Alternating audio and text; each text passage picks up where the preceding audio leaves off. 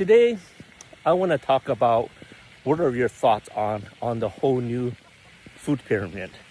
And there's been a lot of talk, and I'm actually quite excited with how the new food pyramid is set up. They are stressing more about real food, getting rid of all the ultra processed foods.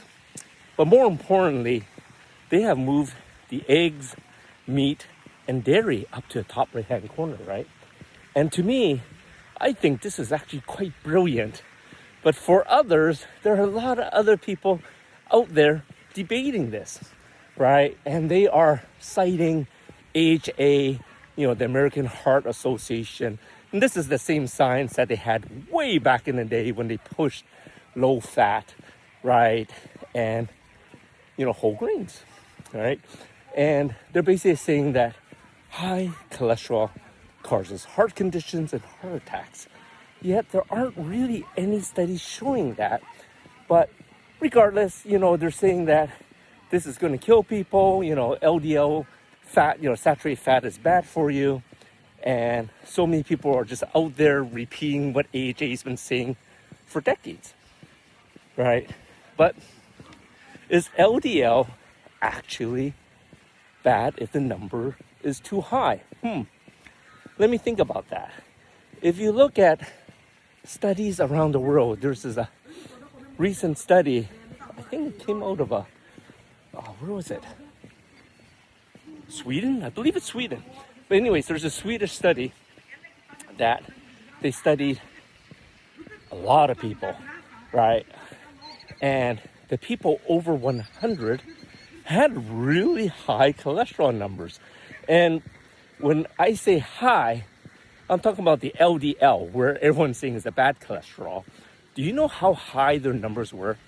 They were between 250 to 300, right? 250 to 300 LDL. Isn't that insane? You would think that all of them would be having heart attacks and dying way before they hit 100, right? But this information is significant because did you know that LDL is very, very important for you to have inside your body? So for all of you out there that is staying away from saturated fats and trying to lower the LDLs, be like their doctors are telling them to do, before I go any further, I'm not a doctor, not medical advice, my opinion only. But anyways, a lot of people are so scared of LDL because doctors back in the day, 250, 300 is okay. They lowered it to 200. Now I believe they lowered it to 150. They wanted 150 and below.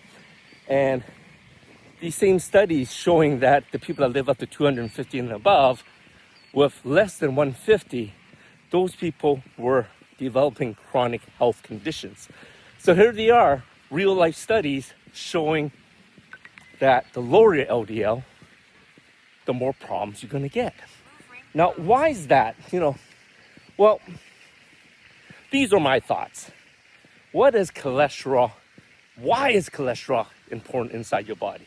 Well, first of all, they find that people that have low cholesterol, when below 150 and below, a lot of these people that's having neurological problems, Parkinson's, AD, Alzheimer's, dementia, they have very low cholesterol numbers. Isn't it coincidental that the brain is made up of 60% fat? What happens if you get rid of the fuel for the brain? Interesting fact, I don't got the science to back it up, but there are a lot of studies just showing that people that have ADHD, dementia, and Parkinson's have low cholesterol numbers. Or maybe they're taking statins. Maybe there's a connection. I don't know. Like I said, I'm not a doctor. Another thing with cholesterol. Did you know that cholesterol helps our body make our steroid hormones?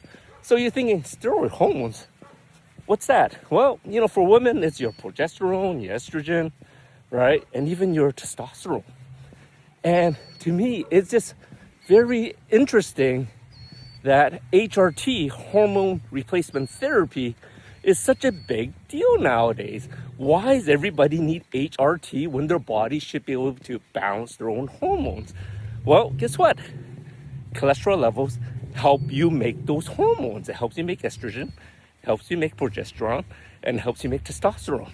So if your numbers are very low, maybe you should check out what your LDL numbers are. Once again, I'm just looking at it at a functional lens, right? Cause and effect. Why is your hormones low? Maybe because you're lacking the raw ingredients to make those hormones. On top of that, everyone wants to eat healthy, right? It's so important to get all the nutrients, your vitamins and your minerals, right? And 4 vitamins, very crucial for you to get, is vitamin K, vitamin A, vitamin D, and vitamin E. And the interesting thing is that, I'm not sure too many people realize is these are fat soluble vitamins. So if you don't have fat in your diet, in your system, your body can't process these vitamins. Isn't that interesting? Here you are, you're taking KADE vitamins as a supplement, or you're eating these foods that's supposed to have them, but because you don't have fat and cholesterol in your diet, your body can't process those vitamins. Now, isn't that a little bit scary? And lastly, this one is so important. I talk about going out in the sun all the time. Today, well, let's just say it's not cold anymore, at least not cold in the sense of freezing, a little bit of sun, but people go in the sun to make vitamin D, right? And vitamin D is a hormone. And guess what? You need cholesterol to make vitamin D. So here you are, you're basking in the sun thinking, my body's going to make vitamin D. But once again, if your body's low in cholesterol, maybe that's why your body's not making vitamin D. So if you're testing your vitamin D levels and they're super low and you're taking supplements, you're out in the sun, well, before popping more supplements, maybe take a look at your cholesterol numbers, take a look at your diet. Maybe that might be the reason why you're feeling off, right? You're getting a little bit of brain fog because our brain's 60% fat, right? We need cholesterol for our brain, great energy source, right? KAD, those vitamins, we may be eating it through our foods, but maybe we're not processing them. Once again, we need fat for that. And then, like I said, vitamin D, right? And then our sex hormones. That is so important when everyone says, well, I lost my libido, just don't feel like it anymore, right? Well, maybe because you're not making the sex hormones you're supposed to naturally make because your cholesterol levels are low and you cannot make estrogen, progesterone, and testosterone. Anyways, that's my thoughts on the new food pyramid.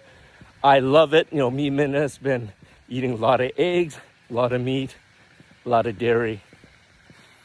I don't want to say daily, but we probably eat at least 3 eggs a day, if not more, right? And it's finally good to see that they're showing the signs of how important good saturated fats are.